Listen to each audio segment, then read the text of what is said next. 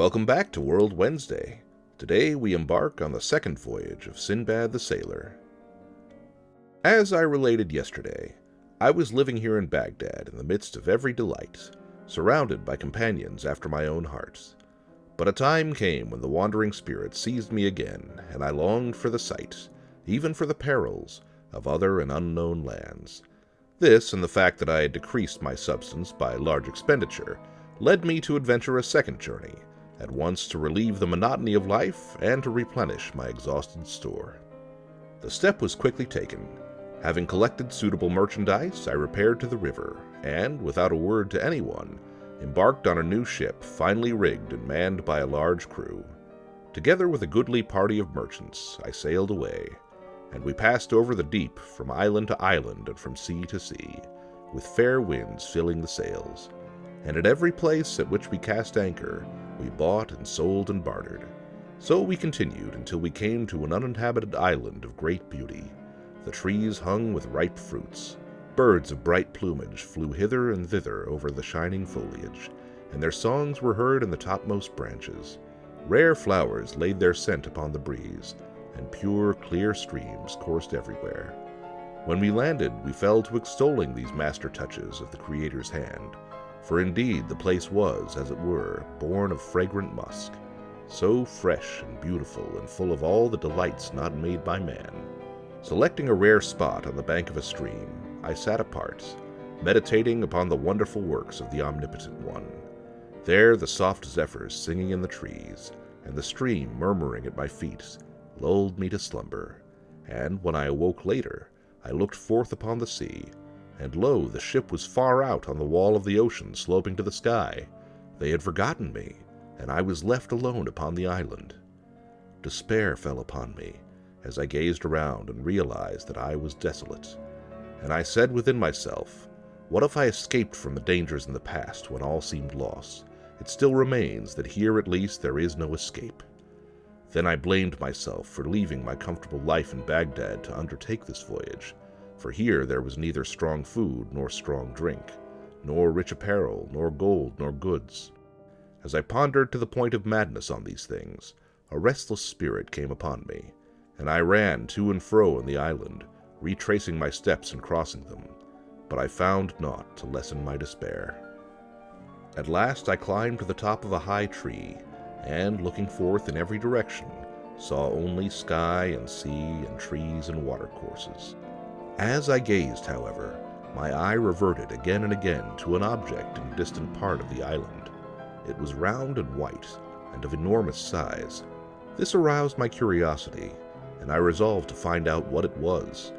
Having marked its position, I descended from the tree and made my way towards it. When I reached it, I found to my astonishment that it was a gigantic dome, white and shining.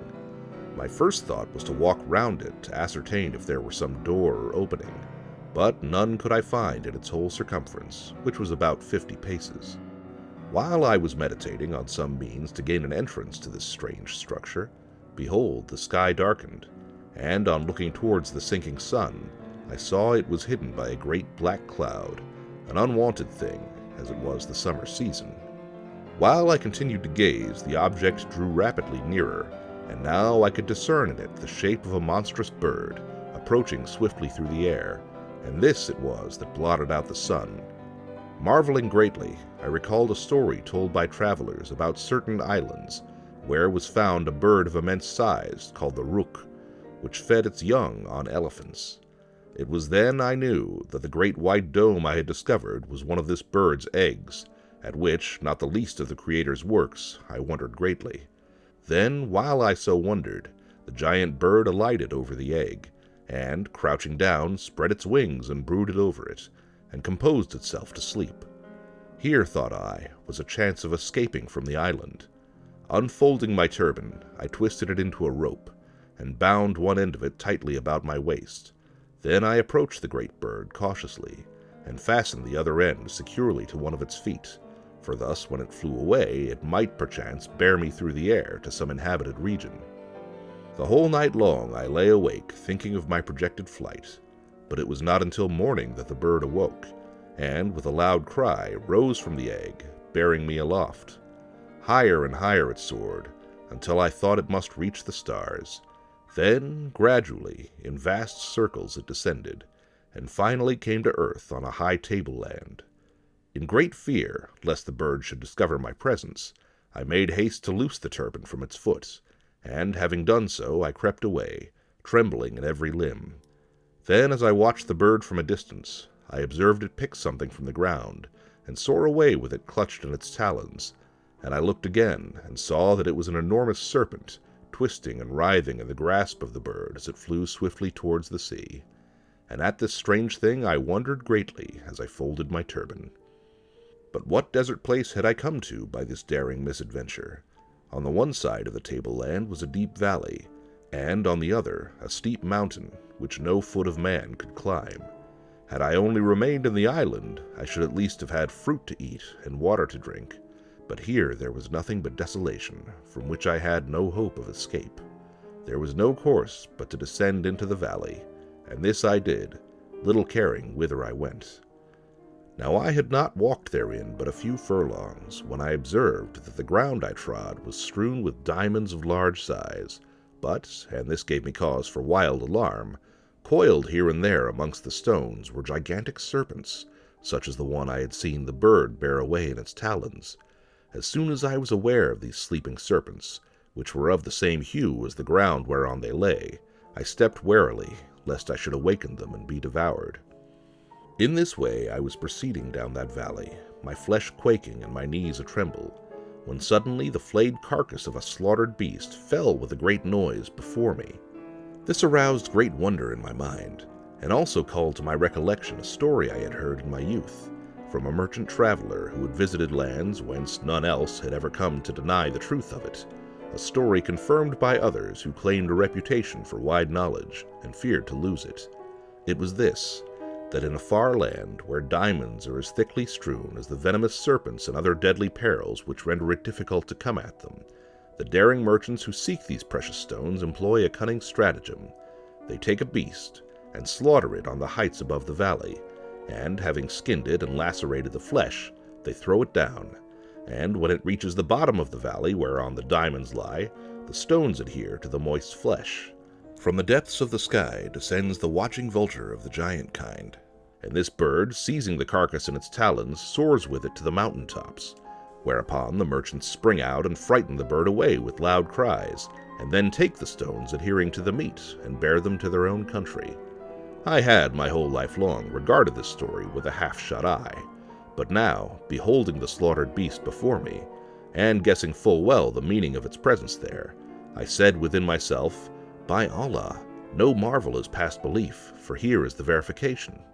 I surveyed that carcass, and, having measured in a glance the distance to the mountains whence it had descended, I gazed into the blue sky in whose depths lurked the watching vulture.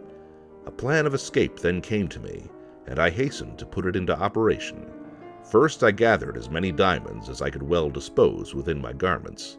Then, unfolding my turban, I approached the slaughtered beast, and, lying on my back, drew it over me, and bound myself firmly to it. I had not lain long in that position, with the heavy weight of the beast upon me, when a monstrous vulture came out of the sky, and, seizing upon the carcass with a loud scream, gripped it in its powerful talons, and rose up and away with it and me. And it rose higher and higher, with a mighty flapping of its wings, until at last it alighted on a broad ledge near the summit of the mountain, a place which, judging by the bleached bones lying on every hand, was the favorite feeding place of these birds. This was clearly known to the merchant who had cast the carcass down, for no sooner had the vulture deposited his burden and started to tear at the flesh, than he sprang out with loud cries and scared it away. Half smothered by the weight of the slaughtered beast, I lost no time in freeing myself, and I soon struggled to my feet and stood there with my clothes stained and polluted with its blood. When the merchant saw me, his fear was great, but his disappointment was even greater when, his fear mastered by the lust of gain, he turned the carcass over and found no diamonds sticking to the flesh.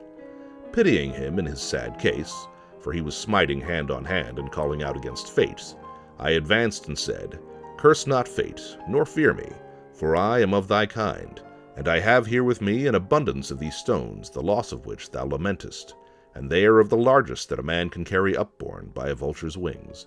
Of these I will give unto thee. Therefore forget thy fear, and bury thy disappointment." On hearing this, the merchant thanked me, and prayed fervently for me and my family. And he ceased not to pray for the prolongation of my life until I had bestowed upon him the largest diamonds I could find within my garments. While he was thanking me for this, there came his companions, each of whom had cast down a carcass. And when they heard the story of my escape, they congratulated me, and bade me come with them.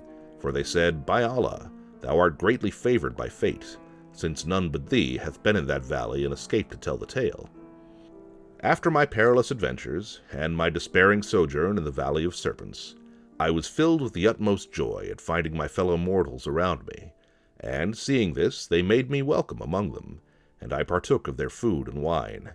We passed the night in a safe place, and when morning came, we set forth over the mountain ranges overlooking the Valley of the Serpents, and at length descended to a stretch of sea.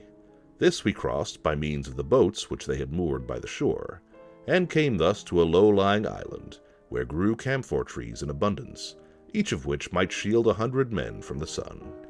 Here, too, upon the plains roamed the wild rhinoceros, of which wonderful tales are told by people who return from unknown lands. This beast impales an elephant upon its horn with ease, and wanders thus, with little hindrance to its pasturing, until the fat of the elephant, melting in the heat of the sun, and flowing down into its eyes, renders it blind, whereupon it seeks the seashore, and lies down until such time as the rook may find it and carry both it and the elephant away, as a morsel for its young. But I speak of what I know, and, as I saw naught of this kind, I can but say that I know not. I continued with my companions for some space, journeying from island to island, and exchanging the diamonds we had acquired for rich merchandise. And in passing through many countries unheard of in this city, I separated from them and went my way, coming at length to El Basra with a princely cargo of goods. Thence I journeyed to Baghdad, the abode of peace, and rejoined my family. Wealth I had in abundance, and I resorted to my former life of luxury, bestowing gifts and alms, wearing rich apparel, and eating and drinking with my companions. This is the story of my second voyage, and by the grace of God, whose name be exalted, I will narrate tomorrow the still more remarkable adventures that befell me upon my third voyage. If you were stranded on an island with all the food and drink you could want, would you try to find a way back, or would you stay and make the best of it? Let us know in the comments below. And thank you again for joining us for World Wednesday. Please subscribe for new stories daily. Next week we'll embark on the third voyage of Sinbad the Sailor, and tomorrow we'll continue the strange case of Dr. Jekyll and Mr. Hyde. Take care.